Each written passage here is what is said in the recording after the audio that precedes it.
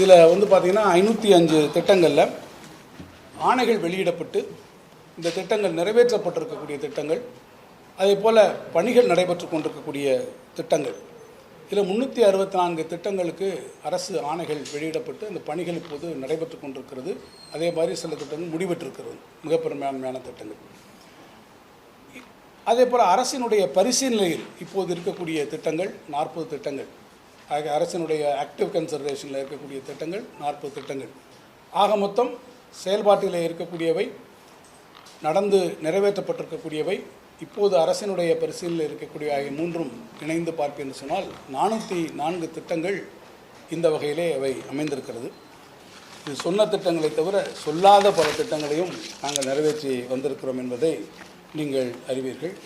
உதாரணத்துக்கு நீங்கள் பார்த்தீங்கன்னா, முதலமைச்சருடைய மக்களை தேடி வரக்கூடிய திட்டங்கள், உங்கள் தொகுதி முதலமைச்சர், உங்கள் ஊரில் உங்களை தேடி, நீங்கள் நலமா, மக்களுடன் முதல்வர், உங்களுடன் ஸ்டாலின், நலம் காக்கும் ஸ்டாலின் போன்ற திட்டங்கள் மிக சிறப்பான வகையிலே செய்யப்பட்டிருக்கிறது என்பதை நான் இங்கே சுட்டிக்காட்ட விரும்புகிறேன்.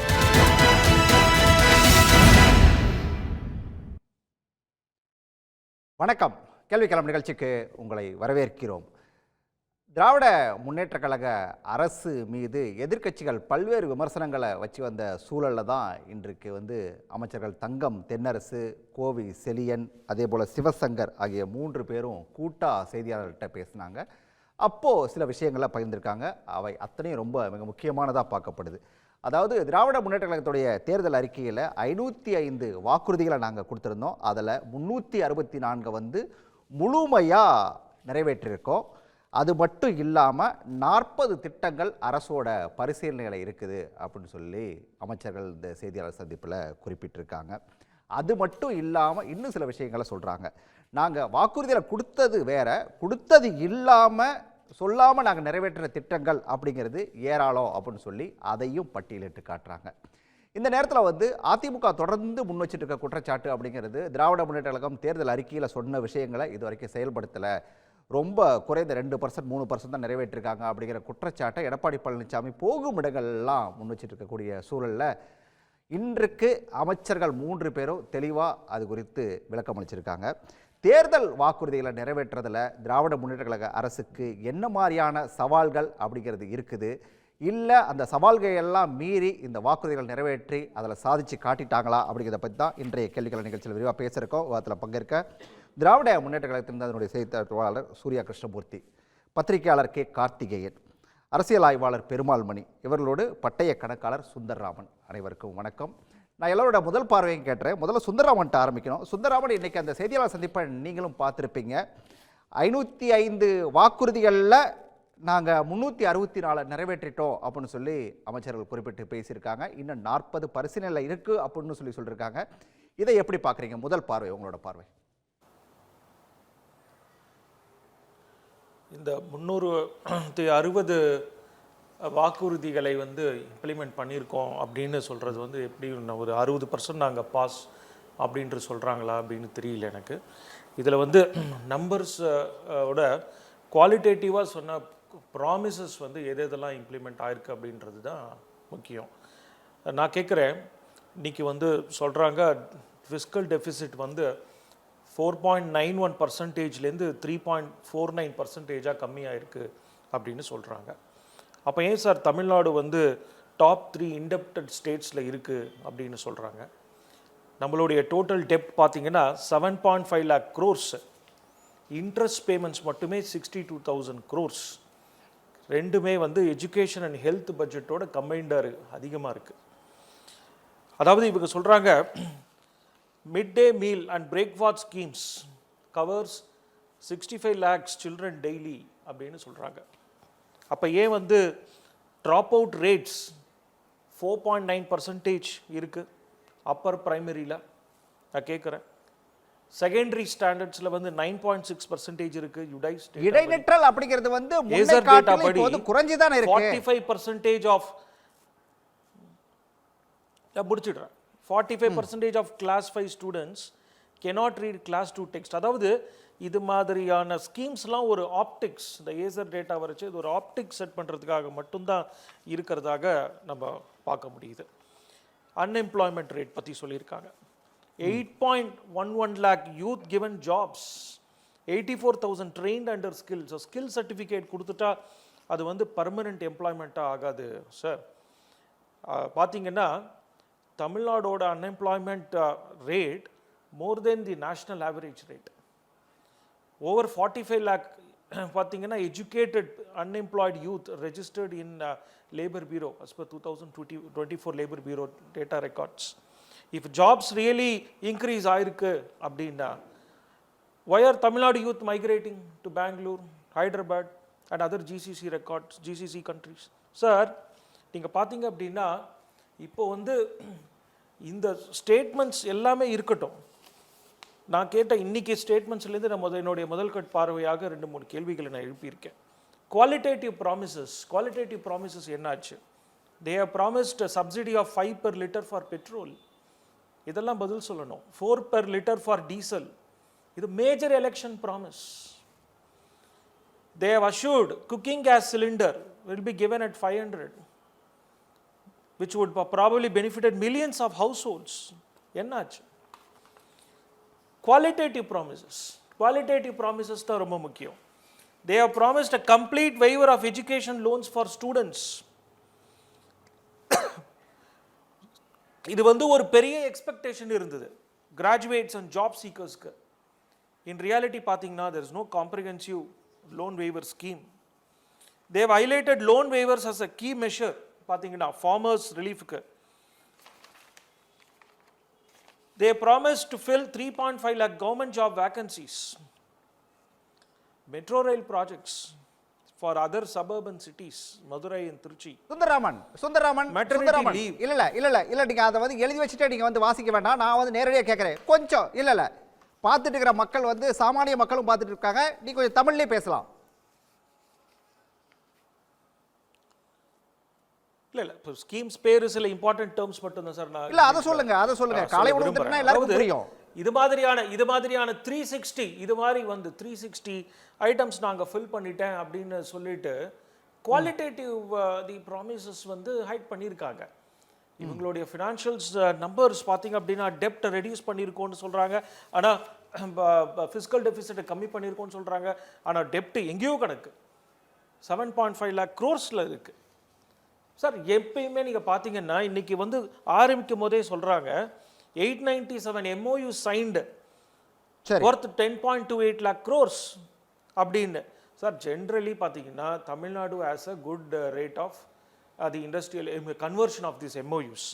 நீங்கள் பார்த்தீங்கன்னா அதில் வந்து கிட்டத்தட்ட 2021-24 they have a very poor implementation. சரி நேரடியாக வாங்க. இந்த 4 ஆண்டுகள்ல வளர்ச்சி இருந்துச்சா இல்லையா அதுக்கு வாங்க. பாதிப்புகளான ஃபினான்ஷியல் நம்பர்ஸ் ரிஃப்ளெக்ட் ஆயிருக்கு டெப்ட் அண்ட் அதர் கிரைசிஸஸ்ல.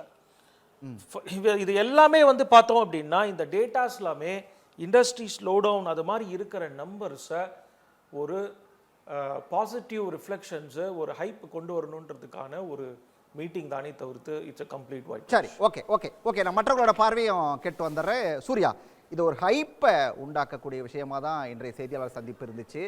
ஒன்றுமே நடக்கலை அப்படிங்கிற மாதிரியான ஒரு பார்வையை முன் வச்சிருக்காரு முதல் கட்ட பார்வையா. ஒரு குற்றச்சாட்டுக்கு பதில் சொல்கிறதுக்கு முன்னால் இன்னைக்கு அமைச்சர்களுடைய பேட்டியினுடைய தொடக்கத்தில் எதிர்கொண்ட சவால்களை பற்றி குறிப்பிட்டாங்க. அது ரொம்ப முக்கியமான கொரோனா காலத்தில். ஏன்னா இந்த ஆட்சி தொடங்கும் போது ஏதோ ஒரு கோல்டன் பீரியட்லலாம் தொடங்கலை. இது தொடக்கத்தில் வந்து நிதி பற்றாக்குறை இருந்துச்சு, கஜானா காலிங்கிறத எந்த அரசு வந்தாலும் சொல்லும். ஆனால் முதல் முறையாக உயிர் போகிற நேரத்தில் ஆக்சிஜன் இல்லாமல் பற்றாக்குறையில் கடந்தது இந்த முறை தான். உயிர் போகிற நேரத்தில் ஹாஸ்பிட்டல் பெட்டு கிடைக்காம மக்கள் திண்டாடினது இந்த முறை தான். அப்போ மக்களினுடைய உயிருக்கே உத்தரவாதம் இல்லாத தன்மையில் தான் குறைந்தபட்ச இன்ஃப்ராஸ்ட்ரக்சர் டெவலப்மெண்ட்டை கூட ஏற்படுத்தாத அளவுக்கு தான் சென்ற ஆட்சி விட்டுட்டு போணுச்சு. அந்த இடத்திலிருந்து தொடங்கி தான் இன்னைக்கு வந்து இந்தியாவிலேயே அதிகப்படியான வளர்ச்சியை 11.2% யூனியன் கவர்மெண்ட் புள்ளி வரும்படி அவ்வளோ பெரிய வளர்ச்சியை திராவிட முன்னேற்ற கழக அரசு, எங்களுடைய தலைவர் தலைமையிலான அரசு சாத்தியப்படுத்தி காட்டியிருக்கு. இந்த டிராவலில் ஏற்பட்ட நெருக்கடிகளை பார்க்கணும். முதல்ல உதாரணத்துக்கு ஜிஎஸ்டிங்கிற சிஸ்டம் வந்ததே தமிழ்நாடு மாதிரியான உற்பத்தி மாநிலங்கள் பாதிப்படையும் அப்படிங்கிறது அன்னைக்கே சொல்லப்பட்டது. அதுக்கு ஒரு காம்பன்சேஷன் கொடுத்தாங்க. அந்த காம்பன்சேஷன் முடிஞ்சு போச்சு. 2022 ஓவர். காம்பன்சேஷன் முடிஞ்ச பிறகு இன்னைக்கு 3 ஃபினான்ஷியல் இயரை நெருங்கிட்டு இருக்கோம். ஒவ்வொரு ஆண்டு 20,000 கோடி அந்த காம்பன்சேஷன் கொடுக்காதனால நிறுத்தப்பட்டதுனால ஒவ்வொரு ஆண்டும் கிட்டத்தட்ட 20,000 கோடி லாஸ் ஏற்படுது. அடுத்தது கோவிட். நீங்க ஒன்றாவது அலை கோவிட் நீங்க ஏடிஎம்கே கவர்மெண்ட்ல வளர்ச்சி வந்து 0.07ல நின்னுச்சு ஜிடிபி.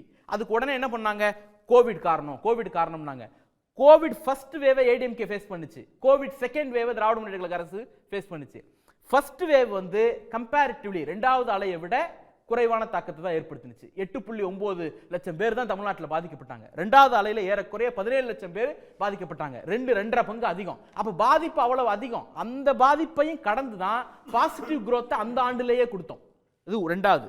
மூணாவது, இவங்களும் பிஜேபி சேர்ந்து உதய் மின் திட்டத்தை தமிழ்நாட்டில் திணிச்சாங்க. அதிமுகவும் பிஜேபி சேர்ந்து அந்த உதய் மின் திட்டம் என்ன கண்டிஷன் போடுது, நீங்க வந்து டிஎன்இபி டான்ஜெட்கோ உடைய வருவாய் இழப்பை வந்து கடனை வந்து மாநில அரசு காம்பன்சேட் பண்ணணும், இல்லைன்னா உங்களுடைய கடன் வாங்கும் வரம்புல நாங்க கை வைப்போம் அப்படின்னு மிரட்டுது. அந்த கண்டிஷன்ஸ் மிரட்டுது.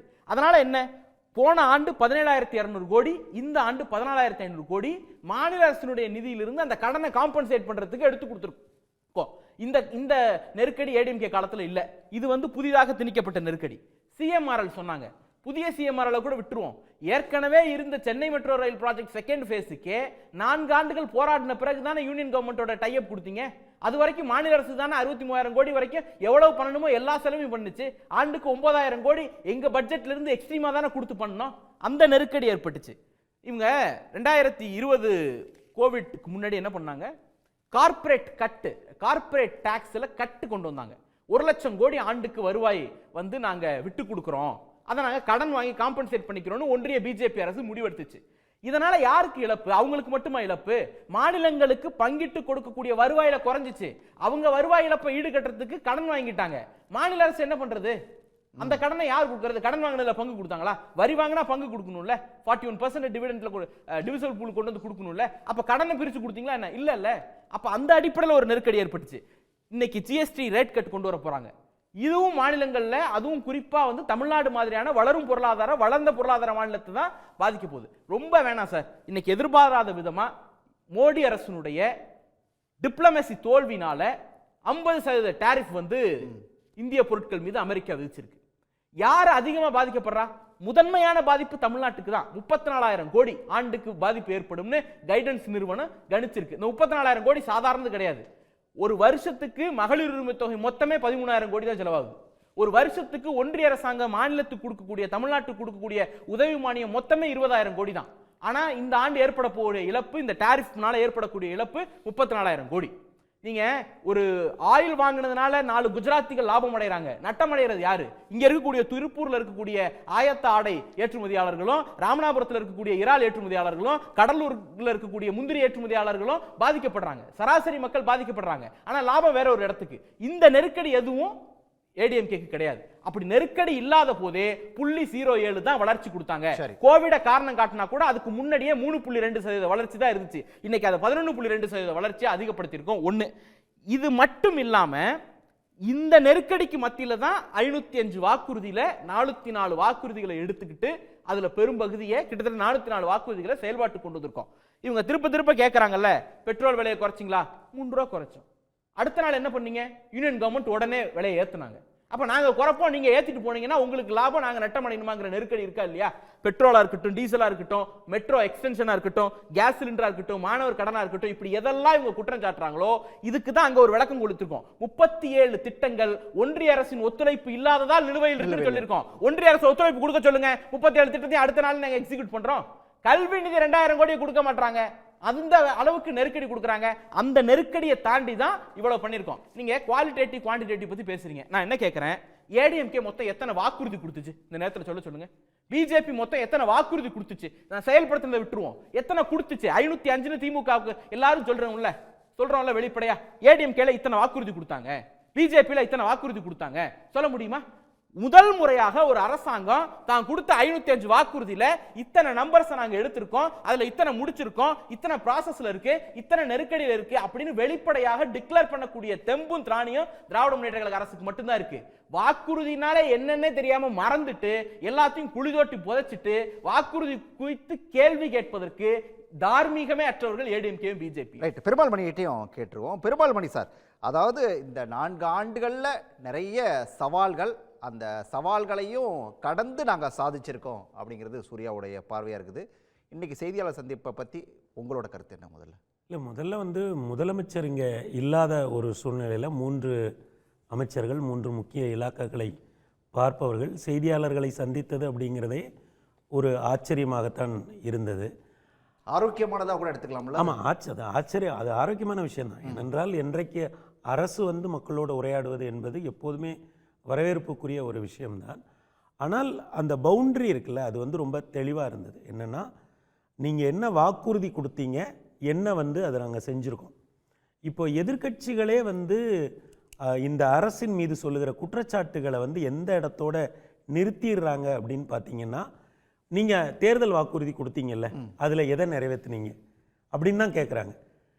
இப்போது திமுகவுக்கு ஒரு அட்வான்டேஜ் இருக்குது. என்னென்னா, நாங்கள் இந்த வாக்குறுதியெல்லாம் கொடுத்துருக்கோம், இந்த வாக்குறுதி போகவும் நாங்கள் பல திட்டங்களை நாங்கள் செயல்படுத்தியிருக்கோம், சொல்லாதே செஞ்சிருக்கோம் அப்படின்னு ஒரு விஷயம் இருக்குது. ஆனால் இந்த வாக்குறுதிகளை தாண்டி இந்த 4 ஆண்டு கால ஆட்சியில் எழக்கூடிய மக்கள் பிரச்சனைகள்னு ஒன்று இருக்குல்ல, அதை எதிர்க்கட்சிகள் ஏனோ ரொம்ப துல்லியமாக தெளிவாக சுட்டிக்காட்டி பேசுவதில்லை. ஆனால் இந்த அரசு வந்த பிறகு என்ன நடந்திருக்கு அப்படின்னு பார்த்தீங்கன்னா, அகில இந்திய அளவில் ஐயா ஸ்டாலின் அவர்களுடைய இமேஜ் மிகப்பெரிய அளவில் உயர்ந்திருக்கிறது. அவர்களே குறிப்பிடுவதைப் போல நான் முதல்வன், மகளிர் உரிமை தொகை, மகளிர் பேருந்து, இந்த காலை உணவு திட்டம், இந்த 4மே தமிழ்நாட்டினுடைய ஏனைய மாநிலங்களுக்கு வழிகாட்டுகிற வகையில் இவர்கள் இந்த திட்டங்களை வகுத்தளித்திருக்கிறார்கள். பிறகு இன்றைக்கு செய்தியாளர் சந்திப்பில் அமைச்சர் பெருமக்கள் சொன்னதைப் போல எந்தெந்த வாக்குறுதிகளின் நிலை என்னவாக இருக்கிறது அப்படிங்கிறத ரொம்ப தெளிவாக அவங்க படம் பிடிச்சு காட்டியிருக்காங்க. அப்போ என்னென்னா, நீங்கள் ஃபேக்ட்ஸ் அண்ட் ஃபிகராக இந்த அரசை நீங்கள் கேள்வி கேட்குறீங்க அப்படின்னா, நிச்சயமாக இவங்களுக்கு பல இடங்களில் இவங்களுடைய சாதனை பேசப்படுகிறது. இப்போது இங்கே இருக்கக்கூடிய சிறு குறு தொழிற்சாலைகளுடைய எண்ணிக்கை பல்கி பெருகி இருக்கிறது. வளர்ச்சி விகிதம் மத்திய அரசே சொல்வதைப் போல 11% மேலே வளர்ந்திருக்கிறது. இதுவெல்லாம் இந்த அரசு தன்னை முன்னிறுத்தி கொள்வதற்கு வாய்ப்பாக இருக்கக்கூடிய இடங்கள். ஏனென்றால் தமிழ்நாடு போன்ற ஒரு மாநிலம், இப்போது நண்பர் கூட ஒரு விஷயம் கேட்டார், ஏன் இங்கே இருந்து ஆட்கள் மைக்ரேட் ஆகி வெளி மாநிலங்களுக்கு போகிறாங்க? அது ரொம்ப எளிய பதில். ஏனென்றால் நாம் இங்கே நிறைய இன்ஜினியர்களை உருவாக்குகிறோம், நிறைய டாக்டர்களை உருவாக்குகிறோம், நிறைய எக்ஸ்பர்ட்ஸை உருவாக்குகிறோம். அப்போ அந்த பிரமிடில் டாப் லேயரில் நீங்கள் நிறைய ஆட்களை உருவாக்குகிற போது வெளிமாநிலங்களுக்கு இயல்பாக தமிழ்நாட்டிலிருந்து ஒரு இடப்பெயர்ச்சி நடக்கும். ஏனென்றால் ஒரு நிறுவனத்தில் டாப் லெவலில் ஒரு ஆள் வேணும் அப்படின்னா அந்த இடத்த போய் ஃபில் பண்ணுகிற இடத்துல இன்றைக்கு தமிழ்நாட்டினுடைய கல்வி புலம் இருக்கிறது. தமிழ்நாட்டினுடைய அறிவுசார் ஸ்கில், தமிழ்நாட்டின் சாஃப்ட் ஸ்கில் என்று சொல்லப்படக்கூடிய மென் திறமைகளில் தமிழகம் பல ஆண்டு காலம் போட்ட ஒரு உழைப்பின் காரணமாக இன்றைக்கு நாம் தகுதியும் திறமையும் வாய்ந்தவர்களை, அப்போது நீங்கள் எங்கே இதை பார்க்கணும் அப்படின்னு பார்த்தீங்கன்னா, தமிழ்நாட்டுக்கு உள்ளே வரக்கூடிய மைக்ரண்ட் லேபர்ஸ் யாராக வருகிறார்கள், அவர்கள் என்ன மாதிரியான பணிகளை செய்வதற்கு வருகிறார்கள், தமிழ்நாட்டிலிருந்து வெளியே போகிற பணி தேடி போகிறவர்கள் என்ன மாதிரியான வேலைகளுக்கு போகிறார்கள். அப்படி பார்த்தீங்கன்னா தமிழ்நாட்டுக்கு இதில் எந்த இடத்துல ஒரு பெரிய அட்வான்டேஜ் இருக்குது அப்படிங்கிறத நாம் புரிந்து கொள்ளலாம். ஆக இந்த அரசு வந்த பிறகு ஒரு நவீன தொழில்கள், நவீனம், இது சார்ந்த விஷயங்கள் இருக்குல்ல, தொழிற்சாலைகளாக இருக்கட்டும், அல்லது அந்நிய முதலீடுகளை உள்ளே கொண்டு வருவதாக இருக்கட்டும், அல்லது சிறு குறு தொழில்கள் மீது இந்த அரசு காட்டிய ஒரு கவனமாக இருக்கட்டும், குறிப்பாக கல்வி புலத்தில் இவர்கள் காட்டிய ஒரு கவனம் இருக்குல்ல. ஏன்னா இந்த நான் முதல்வன் ரொம்ப குறிப்பிட்டு சொல்ல வேண்டிய ஒரு விஷயம். அதுல என்னன்னா, கல்வி புலத்தில் பல்வேறு திறப்புகளை அவர்கள் காட்டுகிறார்கள். அதாவது இவ்வளவு நாள் இருந்த ரெகுலரான அகடமிக்கை தாண்டி மாணவர்களுக்கு ஒரு போட்டித் தேர்வுக்கு வழிகாட்டணும் அப்படின்னு நினைக்கிறாங்க. அது போக தனியார் துறைகளில் எந்த மாதிரியான வாய்ப்புகள் வருகிறது, ஏஐ சார்ந்த விஷயங்களில் எப்படி படிக்கணும் அப்படிங்கும்போது இந்த அரசுக்கு கல்வி சார்ந்த துறைகள், அதை அடுத்த கட்டத்துக்கு நகர்த்து வருகிற தொழில் சார்ந்த விஷயங்களில் இருக்கிற கவனம் அப்படிங்கிறது இந்த அரசினுடைய இன்னைக்கு அவர்கள் முன்வைத்த டேட்டாவின் வழியாகவும் நாம் பார்க்க முடிகிறது. ஏனைய மாநிலங்களும் அதை வியந்து பார்க்கிறார்கள். அந்த இடத்தில் தான் ஐயா முதல்வராக ஐயா ஸ்டாலின் அவர்கள் பொறுப்பேற்ற பிறகு அவருடைய இமேஜை அகில இந்திய அளவில் மிகப்பெரிய அளவில் உயர்த்தி இருக்கிறது. ரெண்டாவது, அவர்களால் அதை ஒரு வடிவம் கொடுக்க முடிகிறது. திராவிட மாடல் அப்படின்னு சொல்லி அதுக்கு ஒரு வடிவம் கொடுக்குறாங்க. அப்போ அந்த திராவிட மாடல் அப்படிங்கிறதோட அவங்க வந்து வெவ்வேறு புள்ளிகளை வந்து ரொம்ப எளிதாக அதை ஒரு பொலிட்டிக்கல் நரேட்டிவாகவும் அவர்களால் வந்து முன்னெடுத்து செல்ல முடிகிறது. இதெல்லாம் ஒரு பாராட்டத்தக்க அம்சம். அப்போ ஒரு அரசு வந்து ப்ரெசண்டபுளாக இருக்கு. நாங்கள் என்ன பண்ணோம் பாருங்க, கல்வியில் எவ்வளோ பண்ணியிருக்கோம், நான் முதல்வன் பண்ணுறோம், ஆணையங்கள் தேர்வாணையங்கள் மூலம் 1,00,000 பேருக்கு பக்கத்தில் நாங்கள் வேலையை கொடுத்துருக்கோம், நான் முதல்வன் திட்டத்தின் மூலம் 2,00,000 பேருக்கு மேலே நாங்கள் வேலையை கொடுக்குறோம். அப்போ ப்ரெசண்டபுளாக இருக்கு. அப்போ எதிர்க்கட்சிகள் என்ன பண்ணணும் அப்படின்னா, இந்த தேர்தல் அறிக்கைக்கு வெளியே மக்கள் சந்திக்கிற பிரச்சனைகள் இருக்குல்ல, அதை அவர்கள் கவனப்படுத்தாமல் விடுகிறார்கள். அவங்க திரும்ப திரும்ப என்ன கேட்குறாங்க, நீங்க தேர்தலில் எவ்வளோ வாக்குறுதி கொடுத்தீங்க, அதுல என்ன வாக்குறுதியை நிறைவேற்றினீங்க அப்படின்னா அது பதில் சொல்றதுக்கும் இவங்களுக்கு எளிதா இருக்கு. அப்போ இந்த எதிர்க்கட்சிகளிடம் நிலவக்கூடிய ஒரு மௌனம் இருக்குல்ல, அதையும் நாம் இங்க வந்து கவனத்தில் எடுக்க வேண்டியதாக இருக்கிறது. ரைட், நான் கார்த்திகிட்ட கேட்கணும். அதாவது வாக்குறுதிகள் அப்படிங்கிறது ஒரு பக்கம் இருக்கட்டும், ஆனால் அதை தாண்டி எதிர்க்கட்சிகள் பல விஷயங்களில் கோட்டை விட்டுட்டாங்க. ஏன்னா அன்றாட மக்கள் பிரச்சனையை பற்றி அவங்க பேச தவறிட்டாங்க அப்படிங்கிற ஒரு வாதத்தை முன்வைக்கிறாரு. வாக்குறுதிகள் மட்டும் போதுமா, வாக்குறுதிகளை மட்டும் நிறைவேற்றினா போதுமா அப்படிங்கிறது தான் கிட்டத்தட்ட அவரோட பார்வையாக இருக்குது. இதில் உங்கள் கருத்து? இல்லை, அதில் ஓரளவு நான் உடன்படுறேன். ஏன்னா வெறும் வாக்குறுதிகள் நிறைவேற்றும் இல்லை நிறைவேற்றாமல் போனதுனால வந்து ஒரு கட்சிகள் வந்து ஆட்சி இழக்கும் இல்லை ஆட்சியை பெறும் அப்படின்னா, பல கட்சிகள் வந்து இந்தியாவில் வந்து ஒன்றும் ஆட்சிக்கு திருப்பி வந்திருக்கவே கூடாது, இல்லைன்னா வந்து அந்த கட்சியில் எப்போவுமே ஆட்சி இழந்திருக்கணும். தொடர்ந்து அதில் ஆட்சியில் இப்போ 2011 16 வரைக்கும் அம்மையார் ஜெயலலிதா தலைமையில் ஒரு அதிமுக அரசு ஆட்சி இருந்தது. அவர் 100% எல்லா திட்டங்களையும் அறிவிச்சதெல்லாம் நிறைவேற்றினாங்களா, இல்லை 2014 21 வரைக்கும் தான் நிறைவேற்றினாங்களா? பல அரசுகள், ஒன்றிய அரசு கூட எடுத்துக்கலாம், நீங்கள் பல்வேறு திட்டங்களை ப்ராமிஸ் பண்ணுவாங்க தேர்தல் அறிக்கையில், அது எல்லாமே வந்து சாத்தியமானது சில சிக்கல்கள் இருக்கும். அது அதிகாரிகளோடு வந்து கலந்தாலோசிக்கும் போது நடைமுறை சிக்கல்கள், அதில் சட்ட சிக்கல்கள், அதை தாண்டி வந்து பொருளாதாரம் இடம் கொடுக்குமா இதில் வந்து இதை இம்ப்ளிமெண்ட் பண்ணுறதுக்கு இந்த திட்டங்கள் அப்படின்றத நம்ம பார்க்கணும். அப்போ அதன் அடிப்படையில் தான் நம்ம வந்து தீர்மானிக்க முடியும். ஸோ இப்போ மக்கள் வந்து இது எதிர்க்கட்சிகள் விவாத பொருளாக வைப்பதற்கு வேணால் இது பயன்படுமே ஒழிய இது மட்டுமே வந்து ஒரு அளவுகோல் இல்லை. அரசின் செயல்பாடை வந்து அந்த அரசு என்ன திசை வழி செல்கிறது அப்படின்றத அடிப்படையில் மக்கள் கணக்கிடுவாங்க. இப்போ இந்த அரசை பொறுத்தவரை இப்போ நீங்கள் ஒரு வளர்ச்சி என்பதை பல்வேறு செக்டர்கள் அறிக்கிறாங்க. இப்போ பெண்கள்னு எடுத்துக்கிட்டால் அவர்களுக்கு வந்து மொபிலிட்டியை உறுதி செய்வதற்கு அவர்களுக்கு வந்து ஒரு இலவச பேருந்து பயணம், அது வந்து பல மாநிலங்கள் வந்து ரெப்ளிகேட் பண்ணுறாங்க. இப்போ சமீபத்தில் கூட ஒரு மாநிலம் ரெப்ளிகேட் பண்ணுறாங்க, போன மாதம் கூட. அப்போது மாதம் ஒரு சராசரியாக வந்து ஒவ்வொரு பெண்ணும் ஒரு 888 ரூபாய் 888 ருபீஸ் வந்து சேவ் பண்ணக்கூடிய அளவிற்கு வந்து ஒரு திட்டத்தை கொண்டு வர்றாங்க. அடுத்த கட்டமாக அதே பெண்கள் வந்து வீட்டில் இருக்கிறவர்களுக்கு உரிமை தொகையாக ஒரு 1000 ரூபாய் இந்த தொகையும் போகுது. அடுத்தது வந்து பெண் குழந்தைகளில் வந்து நீங்கள் ஒரு காலத்தில் வந்து நான் முன்பே பேசும்போது கூட சொல்லியிருக்கேன், இது நம்ம பதிவு பண்ண வேண்டிய அவசியம் இருக்குது. பல பத்தாண்டுகளுக்கு முன்பு வந்து மக்களுடைய தேவை என்பது ஒரு பெண்ணுக்கு வந்து திருமணம் செய்து வைப்பது அப்படின்ற நிலை இருந்தபோது தாலிக்கு தங்கம் கொடுக்கறது, இல்லைன்னா திருமண உதவித்தொகை கொடுப்பது என்பது வந்து ஒரு இலக்காக இருந்துச்சு. அரசுகளும் அதற்கு வந்து உதவி செஞ்சுட்டு இருந்தாங்க. ஆனால் இன்று நீங்கள் போய் சராசரியாக எந்த ஒரு பிலோ பவர்ட்டி கூட எடுத்துக்கோங்க, இல்லை வந்து லோயர் மிடில் கிளாஸ் ஃபேமிலியில் எடுத்துகிட்டு அவர்கள்ட்ட வந்து உங்களுக்கு திருமணம் செஞ்சு வைக்கணுமா, இல்லை உங்கள் பெண்களுக்கு நல்ல கல்வி கொடுக்கப்பட்டு அவங்க வந்து எம்ப்ளாயபிளாக மாற்றணுமா, வேலைக்கு போகணுமான்னு கேட்டிங்கன்னா அவங்க ரெண்டாவது ஆப்ஷன் தான் எடுப்பாங்க. அவர்கள் வந்து பெண்களுக்கு நல்ல கல்வி கொடுத்து அவங்களே எம்ப்ளாயபிளாக ஆக்கணும் தான் விரும்புகிறாங்க. அப்போ அந்த ஒரு கம்ப்ளீட் ஷிஃப்ட் இருக்குல்ல, ஒரு கொள்கையே ரீதியாக ஒரு திராவிடன் மாடல் அவர் அதை தான் சொல்கிறார், முதலமைச்சர் நிறுவ நினைக்கிறார். அவர் வந்து சொல்வது நீங்கள் வந்து இப்போ திருமணம் தேவையில்லை, பெண்கள் வந்து நீங்கள் எல்லோரும் உயர்கல்விக்கு வாங்க, நீங்கள் அரசு பள்ளியில் வந்து 6 முதல் 12 வரை படித்திருந்தா தமிழ் வழியில் படிச்சிருந்தீங்கன்னா மாதம் 1000 ரூபாய் தரேன், எல்லாரும் காலேஜுக்கு போங்க அப்படின்னு சொல்வது இருக்குல்ல. அதுக்கு அடுத்த கட்டமாக கீழ் மட்டத்தில் வந்து இப்போ நீங்கள் பிரைமரி அந்த லெவலில் வந்து ஸ்கூலுக்கு வராமல் இருப்பதற்கு பல்வேறு காரணிகள் இருக்குது அப்படின்னா, அப்போ அதில் ஒன்று முக்கியம் வந்து ஊட்டச்சத்து குறைபாடு, இன்னொன்று அவர்கள் வீட்டில் இருக்கக்கூடிய சிக்கல். அப்போ அதை நிவர்த்தி பண்ணுவதற்கு வந்து 21 லட்சம் குழந்தைகளுக்கு வந்து இலவசமாக காலை உணவுன்னு ஒரு பெரிய திட்டத்தை வந்து அமல்படுத்துறது இருக்குல்ல. அப்போது நீங்கள் முதல்ல வந்து குழந்தைகளை வந்து பிள்ளைகளை வந்து அதுவும் குறிப்பாக ஏழ்மை நிலையில் இருக்கக்கூடியவர்கள் இல்லை விளிம்பு நிலையில் இருக்கக்கூடிய மக்களை வந்து அவர்களுடைய பிள்ளைகளை வந்து பள்ளிக்கு கொண்டு வர்றது, அடுத்து அவர்களை உயர்கல்வி கொண்டு போகிறது, அடுத்து நீங்கள் படித்து முடியுங்கள், உங்களுக்கு லேட்டஸ்ட் இண்டஸ்ட்ரி என்ன தேவை இருக்கிறதோ அவர்கள் நண்பர்கள் சொன்னது போல் நான் முதல்வன் திட்டத்தில் அவருக்கு தேவையான வந்து இண்டஸ்ட்ரி ரெக்குவயர்மெண்ட்டை மேட்ச் பண்ணுற மாதிரி நான் முதல்வனில் பல்வேறு எம்ப்ளாயபிள், அதாவது வந்து வேலைக்கு தகுதியானவர்களாக அவர்களை உருவாக்குறது. அப்போ இது மாதிரி ஒரு ட்ரைனிங்கை கொடுத்து இப்போ அடுத்த தலைமுறையை நோக்கி வந்து அவர்கள் போயிட்டு இருக்காங்க. இப்போ அவர்கள் கேட்கிறார்கள், நீங்கள் வந்து 10.2 லட்சம் கோடி வந்துருச்சுன்றீங்க, 32 லட்சம் வேலைகளை உருவாக்கிட்டு அப்படின்றீங்க, இதை நீங்கள் வந்து களத்தில் பார்க்க முடியும். நீங்கள் நண்பர் கூட பேசும்போது சொன்னார், நீங்கள் இவ்வளோ கடன் வாங்கிட்டீங்களே என்ன வளர்ச்சி இருக்குது அப்படின்னு சொன்னார். நான் வந்து இப்போ ஒன்றிய அரசினுடைய புள்ளியியல் துறை தானே கொடுத்துச்சு, 11.19% இந்தியாவின் தமிழ்நாட்டினுடைய மொத்த எக்கானமியோட growth அப்படின்னு சொல்கிறாங்க இல்லையா. இது வந்து நாம் இது இன்று பத்திரிகையாளர் சந்திப்பில் கூட அமைச்சர்கள் சொன்னது 0.07% இருந்து கொரோனாவுக்கு அப்புறம் இந்த நிலைக்கு இன்றைக்கு வந்திருக்கும் அப்படின்னு சொல்கிறாங்க.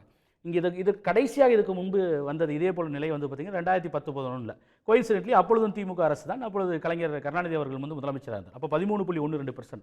நீங்கள் இதுக்கு ஒரு சிமிலாரிட்டி பார்த்தீங்கன்னா அப்போ 10-11 ஆண்டு அச்சீவ் பண்ணுவதற்கு முன்பாக 2008 வந்து பெரிய ஒரு குளோபல் ரிசெஷன் வந்துச்சு. அதற்கு அப்புறம் வந்து 13.12% அச்சீவ் பண்ணாங்க. இன்னைக்கு நீங்கள் ஒரு 0.07% இருந்து மொத்த உள்நாட்டு உற்பத்தி வளர்ச்சியில் மொத்த எக்கனாமிக் growth உள்நாட்டு உற்பத்தியில் நான் சொல்வது வந்து பொருளாதார வளர்ச்சியிலிருந்து 11.19 என்று வருவது என்பது சாதாரண இலக்கில். நீங்கள் ஏன் வந்து அது ரொம்ப அற்புதமானதுன்னு சொல்லணும்னா, நீங்கள் இந்த இதே சமகாலத்தில் மொத்த இந்தியாவினுடைய மொத்த வளர்ச்சியை பாருங்கள். ஒன்றிய அரசு நிர்ணயித்த ஃபிகர்ஸ் எவ்வளோ? நீங்கள் அவர்களோட வந்து நிர்ணயித்த இலக்கு வந்து 2025ஆம் ஆண்டில் உற்பத்தி துறையினுடைய மொத்த வந்து பங்கீடு நாட்டினுடைய மொத்த உற்பத்தியில் ஜிடிபியில் உற்பத்தி துறையினுடைய பங்கீடு 25% உயர்த்த வேண்டும். 2025 இலக்காக வச்சுருந்தாங்க. எப்போ 2014 ஆட்சிக்கு வந்தப்போ அப்போ வந்து 17% இருந்துச்சு. இப்போ நான் ஏப்ரல் மாதம் அம்மையார் நிர்மலா சீதாராமன் ஒன்றிய நிதியமைச்சர் பண்ணியிருக்காங்க, புது டார்கெட் செட் பண்ணியிருக்காங்க. அதே 2025 செட் பண்ண டார்கெட் அச்சீவ் பண்ண முடியல. அது எங்கே தெரியுமா போயிடுச்சு? 17% இருந்து 12-13 விழுந்துருச்சு. அதாவது வந்து இந்தியாவுடைய மொத்த உற்பத்தியில் வந்து உள்நாட்டு உற்பத்தியில் உற்பத்தித்துறை மேனுஃபேக்சரிங் செக்டாரோட கான்ட்ரிபியூஷன் இப்போ அதை 12-13% இன்னும் 20 வருஷம் கழிச்சு நாங்கள் 22% கொண்டு போக போகிறோன்னு புது இலக்கு செட் பண்ணியிருக்காங்க. அப்போது நீங்கள் தேசிய அளவில் இந்தியாவினோட மொத்த உள்நாட்டு உற்பத்தியில் இப்போ மேனுஃபேக்சரிங் செக்டாரோட இவ்வளோ பெரிய ஒரு சரிவை சென்று கொண்டிருக்கும்போது இங்கே தமிழ்நாடு வந்து மேனுஃபேக்சரிங் செக்டார் தான் இதோட பேக் போனே. நம்மளுடைய முதுகெலும்பே வந்து உற்பத்தி துறையும் வந்து சர்வீசஸும் தான். அப்போ இங்கே வந்து பார்த்தீங்கன்னா நம்ம ஏற்கனவே 25% அச்சீவ் பண்ணிட்டோம். அப்போ இதையெல்லாம் பயன்படுத்தி பொருளாதார வளர்ச்சி குறிப்பாக வந்து இண்டஸ்ட்ரியல் growth அச்சீவ் பண்ணுறதுக்குல இந்த பீரியடுக்குள்ளே அதுவும் வந்து ஒரு கொரோனா மாதிரி ஒரு பெரிய தேக்க நிலையை வந்து எல்லாமே வந்து ஸ்தம்பிச்சு போனதுக்கப்புறம் இதுதான் வந்து நீங்கள் பார்க்கணும். இதை அங்கீகரிச்சதுனால தான் வந்து ஒன்றிய அரசே என்ன சொல்லுதுன்னா இவங்களுடைய பேட் அந்த பேக் உண்மையிலேயே நல்ல வளர்ச்சி அடைஞ்சிருக்கீங்க அப்படின்னு சொல்லுது. இப்போ அவங்க கேட்குறாங்கல்ல வந்து ஏன் வந்து கடன் வாங்கிட்டேன். ஒன்றிய அரசு கூட தான் வந்து கடன் வாங்குச்சு. 100 லட்சம் கோடி கடன் வாங்கியிருக்கு ஒன்றிய அரசு. கொரோனாவில் பின்னாடி போய் ஒழிச்சிக்க முடியாது. கொரோனாவுக்கு முன்பே 2016-14 நிதியாண்டிலிருந்தே வந்து மோடி அவர்கள் 2014 ஆட்சிக்கு வந்தார். பெரிய வளர்ச்சியை நான் கொடுக்க போகிறேன், வேளாண்மை குடிமக்களுடைய வந்து இன்கம் ரெட்டிப்பாக்க போகிறேன்னெல்லாம் சொல்லிட்டு இருந்த காலத்தில் 2016-17 நிதியாண்டில் அப்போ இருந்தே சரிவு ஏற்பட்டு 2020 முதல் கடைசி குவார்ட்டர் இருக்கு இல்லையா, அப்போது 3.1% கோவிட் வருவதற்கு முன்பே 3.1% சரிஞ்சிருச்சு இந்தியாவினுடைய மொத்த வளர்ச்சி. அப்போ நீங்கள் வந்து வெறும் கோவிடுக்கு பின்னாடி ஒழிஞ்சிக்க முடியாது. கடன் வாங்கினான்னு கேட்டால் கோவிடை சொல்ல முடியாது. அப்போ உங்களுடைய திறமையின்மை உங்களுடைய நிர்வாக இன்னெஃபிஷியன்சினால தான் வந்து ஏற்கனவே 3.1% சரிஞ்சு கிடந்தது. அதுக்கப்புறம் கோவிட் வந்ததுக்கப்புறம் இன்னும் பின்னோக்கி போச்சு. மேலும் கடன் வாங்கினீங்க. இப்போ கேட்டால் வந்து நீங்கள் கொடுக்கக்கூடிய ஜிடிபி ஃபிகர்ஸே வந்து துல்லியமாக இல்லைன்னு சொல்லிட்டு இருக்காங்க. இப்போ நீங்கள் கடைசியாக இருக்கக்கூடிய ஃபிகர்ஸ் சொல்கிறீங்க. ஆனால் தமிழ்நாடு அரசு வந்து நீங்கள் இந்த இத்தனை சரிவுகளுக்கு அப்புறமே உங்களை போன்ற அந்த தேசிய அளவில் ஏற்பட்ட சரிவு தமிழ்நாட்டில் தாக்கத்தை ஏற்படுச்சு. இங்கே வந்து ஒரு பொலிட்டிக்கல் இன்ஸ்டெபிலிட்டி இருந்துச்சு 2017 ஆரம்பித்து 21 வரைக்கும். அது ஒரு ஸ்திரத்தன்மை, இப்போ அரசியல் ரீதியாக ஒரு ஸ்திரத்தன்மை இல்லை. இங்கே இருக்கக்கூடிய அரசுக்கு பல்வேறு வந்து பாலிசி டிசிஷன்ஸில் பல்வேறு சர்க்கிள்கள் இருந்தது. ஒன்றிய அரசுடைய வந்து ஒரு கான்ட்ரவர்ஷியல் திட்டங்களுக்கெல்லாம் வந்து விருப்பம் இல்லாமல் கையெழுத்து போட வேண்டிய ஒரு நிலை ஏற்பட்டது. நண்பர் கூட சொன்னார், உதவி திட்டம் சொன்னார், பல்வேறு திட்டங்கள் சொன்னார். ஏன் நம்ம வந்து 0.5% கூடுதலாக கடன் வாங்குவதற்கு கூட இந்த திட்டத்தை சப்ஸ்கிரைப் பண்ணணும்னு சொல்லி ஒரு கண்டிஷனாக விதிச்சது இல்லையா ஒன்றிய அரசு?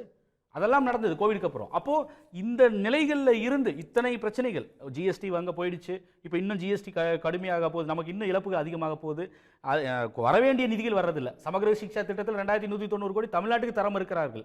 ஆனால் நாங்கள் இருமொழி கொள்கையை இப்பொழுதைக்கு அமல்படுத்துவோம், மும்மொழி கொள்கையை மறுஆய்வு செய்கிறோம்னு சொன்ன மகாராஷ்டிரா கட் பண்ணல. அப்போ இந்த இவ்வளவு சிக்கல்கள், ஏன் வெள்ள நிவாரண நிதி கூட இங்கே கொடுக்கறது இல்லை. அப்போ இந்த சூழலில் ஒரு மாநில அரசு இத்தனையும் சமாளித்து வந்து ஒரு 10.2 லட்சம் கோடி வந்து நிதிகளை வந்து மூலதனத்தை பெற்று கடன்களை வாங்கி தான் நடத்த முடியும். அப்போ கடன் வாங்கி ஏதோ ஒரு விதத்தில் வந்து இந்த இண்டஸ்ட்ரி வரும்பொழுது என்னன்னா அந்த சைக்கிள் சேர்ன் ஆகுது. அப்போ நீங்கள் அந்த 11.129% எங்கே பார்க்க முடியும்னா வேலை வாய்ப்புகளாக பார்க்கலாம். அந்த வேலை வாய்ப்புகள் உருவாகும் போது மக்கள்கிட்ட காசு புழக்கம் ஏற்படும்.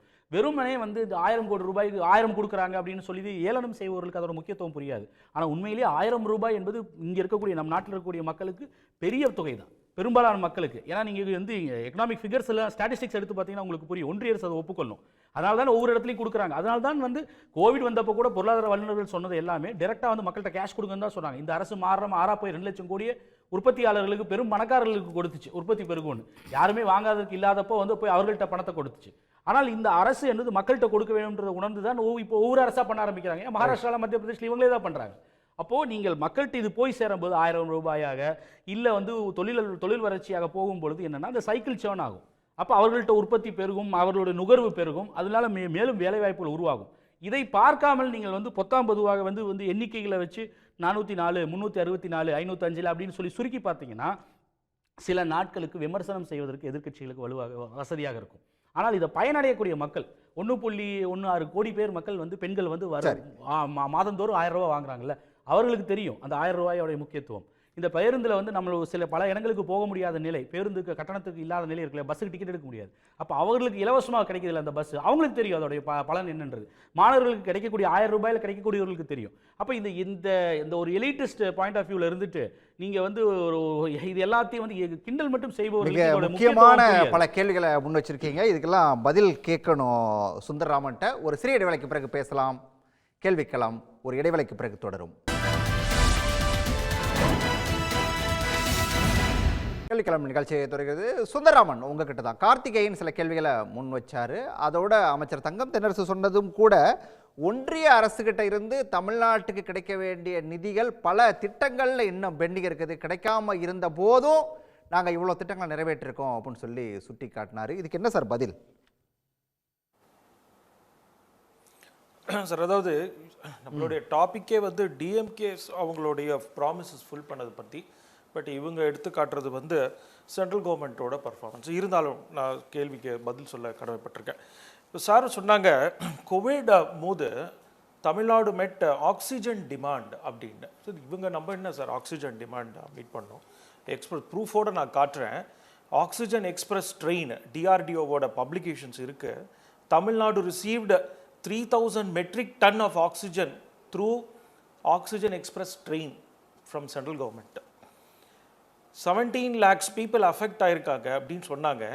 இன்னைக்கு நாம வந்து உட்கார்ந்துக்கிட்டு ஏதோ வந்து ஒரு இத வந்து கணக்கு வச்சு பேசலாம். அன்னைக்கு இருந்த சூழலை அப்படியே கொஞ்சம் பின்னோக்கி யோசிச்சு பாருங்களேன். ஆக்சிஜன் தட்டுப்பாடு எவ்வளவு இருந்துச்சு, அந்த ஆக்சிஜனுக்காக எவ்வளவு அலைஞ்சோம், இதெல்லாம் கொஞ்சம் பின்னாடி போய் பாருங்களேன் சார். டிஆர்டிஓல அபிஷியலா வந்ததுக்கான விஷயத்தை நான் சொல்ல கடமைப்பட்டிருக்கேன். சரி, இண்டஸ்ட்ரியல் growth சொல்றாங்க. என்ன டாஸ்மாக் ரெவென்யூ 44,000 crores. இல்ல ஆக்சிஜன் தட்டுப்பாடே இல்ல, அதற்கான தேவைகளே இல்லன்னு சொல்றீங்களா? அதுக்கு வாங்க முதல்ல, அடுத்ததுக்கு அப்புறம் போவோம்.